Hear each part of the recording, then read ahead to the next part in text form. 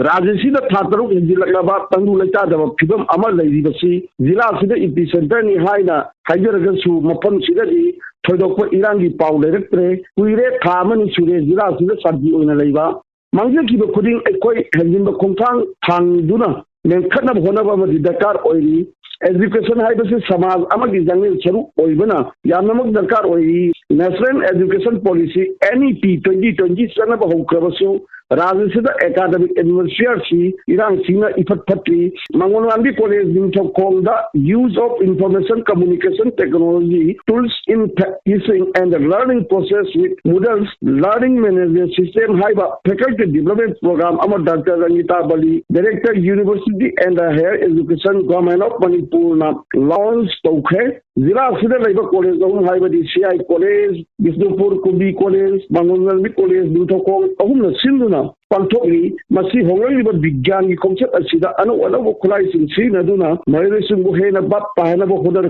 Toran Amani, Yamanai, Matambuki Kango, Sinet, Jok, Benson, Blackboard, Teddy Tedorotuna, Whiteboard, marker, slide, laser, projector, sound system, Pansinuna Tangapodi, Ahung Babani, Asim of Priamship, typically Sin to Kravani, Lebaki, Yam, Tenkarabani Heidi, Masina Lao, Toguna, the privacy. A problem yasin the Kudam Natti, Matan Director, Dr. Rangita Balina, Suna High.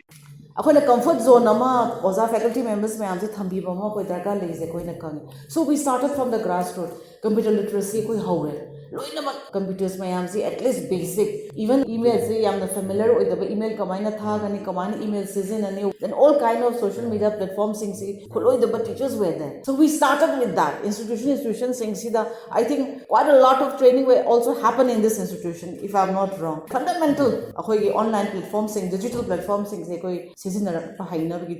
Botany Lambda critical endangered species Haidana Ayushena Lautokrava Pambi Makal Ama Arke Bridget Principal Mangangi College Nalusinduna Mahati Timna Nauna Putopoli Larikamasu Director na Ponki. National Education Policy 2020 asi implement wada arrival netrabasu tangai phadana prithibik lamjil oibana tawdaba iya magyaroi daba khontang amani lamdam sigi pothok lejadragasu human resource skill lamganda education gi sector na sumating functional human resource ta anova milestone amagi dama academician thinker kayadi mangmang khabani aspo and culture the mathematical education option dona human resource na dazasi mangsin thadam honarasi samajna gi mingsel education su ama oibada masi balance tawdaba yadaba sector amani jira sida laiba irang na nanglaba relief kan jangkhai dagi interested oiba sadaba pamba inmates maru aina angangsing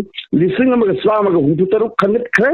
makoi singsi maru aina discipline kunithoida matik saraba course na takpi tamina bo hodaga dauri maru oibadi tungi mirol oigodorba angangsing asina wakhal lungai tebuli dagi wakhali anaba kaya pirak yabasing adudagi ngakthokpa loinana healthy india khelo india gi thoranga su ino ama haplagani district administration Bishnupur national rajya gi youth affairs and sport mantri Govidas Kontok Zamna Thongam Fati MLA ga loinana hairiba angangsing sida makoi gi sana khonabagi kitching mangongami college du tokongi relief camp ta jentopagi launch tawkibani matan sida Sri Govidas Kontok Zamna asuna high Bharat Sarkar base district oibagi akhoi DC ga mana pirappa khara do district sports development fund naidana DC na sendi raga thambiba sidagi su paisa khara ama hapaga akhoi posting si Calcutta dagi leiru bani hai aduna aina isasin ga haijani badi yamna ni tijana thawai yauna matam mangandana sanaba tamadabani haidana ai thamjage